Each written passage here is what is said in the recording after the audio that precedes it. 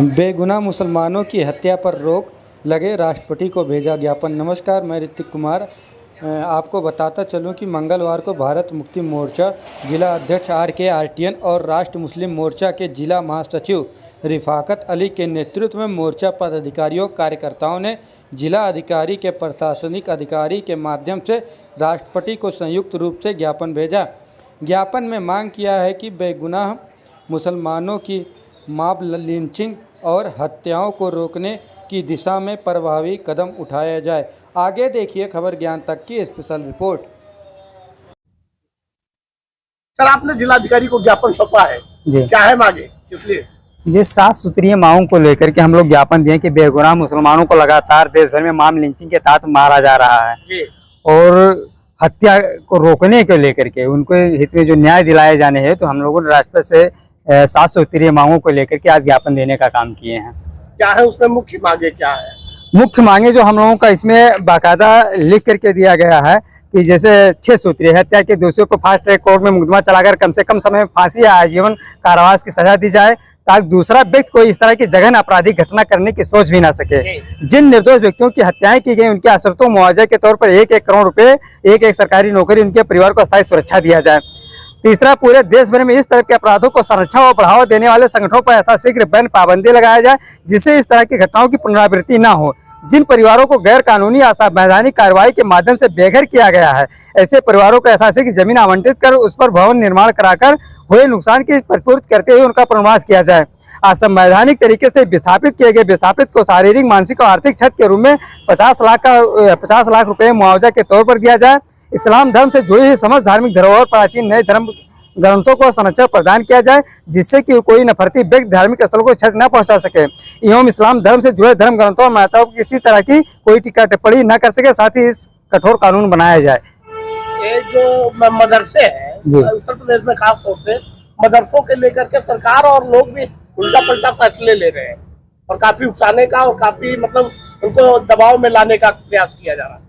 जी, ये जो चीजें आप देख रहे हैं, RSS रूपी जो संगठन है उसके द्वारा जो बीजेपी, कांग्रेस से तमाम जो अन्य दल, बजरंग दल सारे चल रहे हैं, इनके द्वारा जानबूझ करके हिंदू मुस्लिम का दंगा फसाद करवाने को लेकर के ऐसा जानबूझ करके इसमें 7 सूत्रीय ज्ञापन के माध्यम से बाकायदा दर्शाया गया है कि इस तरीके से ये लोग इस देश में हिंसा भड़काना चाहते हैं। हिंसा भड़का करके जो हमारे ही लोगों को उकसा करके वो लोग आएंगे नहीं। उसमें हमारा जो मूल निवासी OBC SC ST का समाज है, अपना तो फ्रंट पे लड़ने नहीं, इन्हीं के दिमाग में जो ठूस करके कट्टरपंथी विचारधारा डाल आपस में ही लड़वाने का काम किया जा रहा है। इसी को रोकने के लिए ये काम किया जा रहा है। हमारा जो मुस्लिम जो समाज है, ये बेचारा इतना इसको डरा दिया गया। आज से नहीं, आज से पहले तो जब शुरुआत में था तो इसको आतंकवादी का चेहरा दिखाया कि दाढ़ी बोझ कोई रखा लेता है, तो इसका चेहरा जो समाज में विस्थापित RSS के द्वारा किया गया, ये तो आतंकवादी है। जब उसने इस देश में दिखाने का काम किया कि नहीं, मैं आतंकवादी नहीं हूं, मैं इस देश का नागरिक हूं, मूल निवासी नागरिक हूं, तो इसके ऊपर देशद्रोह का काम लगाने लगा कि ये लोग मुस्लिम जो होता है ये देशद्रोही है, राष्ट्र प्रेमी नहीं है, राष्ट्रद्रोही है। लेकिन इसको भी सिद्ध करने का जब लोगों ने काम किया, APJ अब्दुल कलाम जैसे महान वैज्ञानिक हुए, तो सारी चीजें जब आना शुरू हुआ तो ये लोग जब दिखाना शुरू तो डरा हुआ। आज ये मुस्लिम का जो नेतृत्व नहीं निर्माण हो पा रहा है, यही सबसे बड़ा कारण है। इसलिए जो राष्ट्रीय मुस्लिम मोर्चा के माध्यम से और भारत मुक्ति मोर्चा के माध्यम से ज्ञापन देने का काम किया गया, ये मुस्लिमों के अंदर एक लीडरशिप तैयार करने की जो बहुत बड़ी मुहिम चलाई जा रही है। RK आर्टियन जिला अध्यक्ष भारत मुक्ति मोर्चा जनपद बस्ती। जी, हम लोग आज ज्ञापन दिए हैं DM साहब को।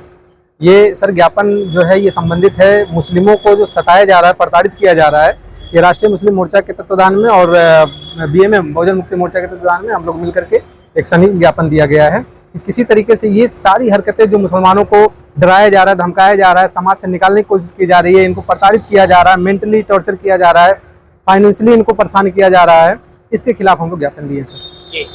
जी, ये जो सरकारें हैं, क्या इसका भी सरकारों का भी इसमें रोल है क्या? बिल्कुल सर, अगर सरकार का रोल ना होता तो लोग इस तरीके से खुलेआम मॉब लिंचिंग कर रहे हैं, खुलेआम लोग मार दे रहे हैं और अधिकारी उनका सुनवाई नहीं कर रहे हैं, तो ये सर बिना सरकार के रोल के तो ऐसा हो नहीं सकता। सरकारें स्पेशल धर्म को संरक्षण दे रही है? बिल्कुल सर, सरकार ही सारे काम कर रहे हैं। जितने भी अभी समाज में जो नफरत फैलाने का घिनौना काम चल रहा है, ये बिना सरकार के रोल के हो ही नहीं सकता है सर। क्या परिचय है आपका? जी, मेरा नाम मोहम्मद जावेद है। मैं राष्ट्रीय मुस्लिम मोर्चा का जिला प्रभारी हूँ। शौकत अली, राष्ट्रीय मुस्लिम मोर्चा। क्या कहना चाहते हैं आप? मैं अपना ज्ञापन दिया हूँ। बेगुनाह मुसलमानों को लगातार देश भर में मॉब लिंचिंग के हत्या के मामले में हमने ज्ञापन दिया है, जिससे जो बेगुनाह मुसलमानों पे हत्याएं हो रही हैं उसको रोका जाए और मुसलमानों के साथ सही न्याय हो, उनके साथ भेदभाव की भावनाएं ना हो, इसके लिए हमने अपना ज्ञापन दिया। क्या परिचय है? डॉक्टर इफाकत अली, जिला महासचिव, राष्ट्रीय मुस्लिम मोर्चा बस्ती।